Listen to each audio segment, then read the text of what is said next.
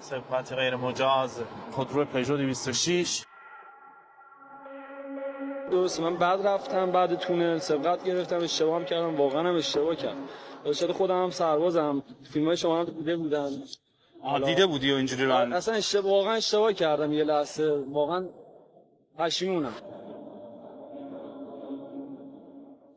چیکار میکنه راننده پژو؟ چیکار داره میکنه راننده پژو؟ حالت عادی نداره ظاهرا. شما از من هر تست الکل بگین، هر تستی بگیرین به خدا منفی در میاد. یه لحظه سر جوونی منو بعد از شما من تست از شما خواهم گرفت. خب این که اصلا شکی توش نیست. تست سلامت رو از شما میگیرم. به خاطر اینکه رفتارهاتون یه خورده غیر شرعیه. من اشتباه کردم. گاهی وقتا تخلف راننده منتهی میشه به یک لحظه غفلت. بله. هیچ تفاوتی نداره. اون یک لحظه غفلت باز هم اعمال قانون براش انجام میشه. ولی رفتار شما رفتاری بود که دیگه از یک لحظه گذشته بود. سبقت از سمت راست راننده پژو.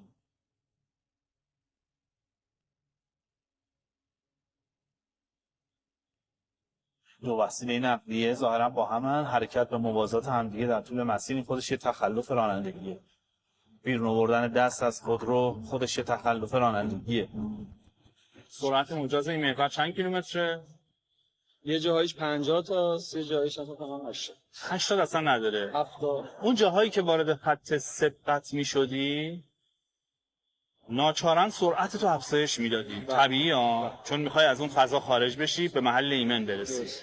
و میدونی اگه درست همون لحظه برخوردی اتفاق بیفته جبران پذیر دیگه نه شما زنده میمونی نه اون خودرویی که داره تو مسیر قانونی و مجاز خودش حرکت میشه.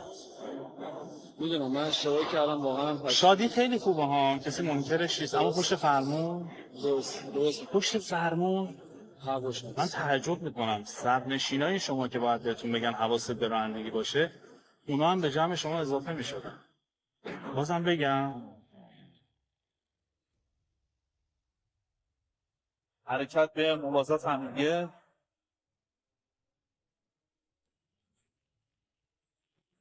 به صورت ممتد داخل تونل روح میزنه، میگلی راننده پژو.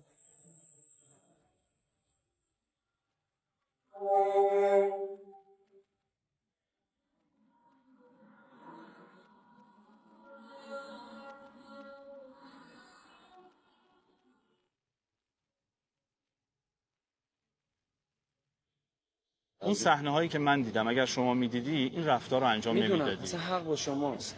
یعنی اگر مثل من و همکاران بالا سر خودرویی میرفتی که به خاطر یک همچین تخلفی اجساد قطعه شدهشون رو باید بیاریم از خودرو بیرون، حال منو الان درک می‌کردی که نمیتونم در مواجهه با اون تخلفات بگذارم. یه چیز دیگه هم پرسیدی از من، گفتی این ماشین شما سبقت گرفت.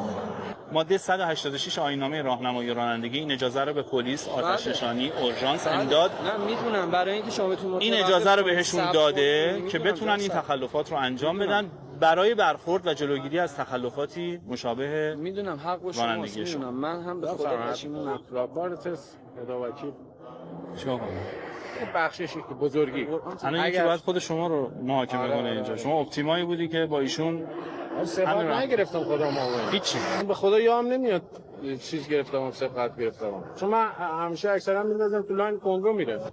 سبقت غیر مجاز خودرو اپتیما که شما قانون رو توجه کن، خط ممتد، اجازه نداری وارد لاین مخالف بشی. عزیز من ببخشید من در خدمت جفتتون هستم، از خانواده عذرخواهی بکنیم واقعا، ولی خب خودروی شما توقیف میشه.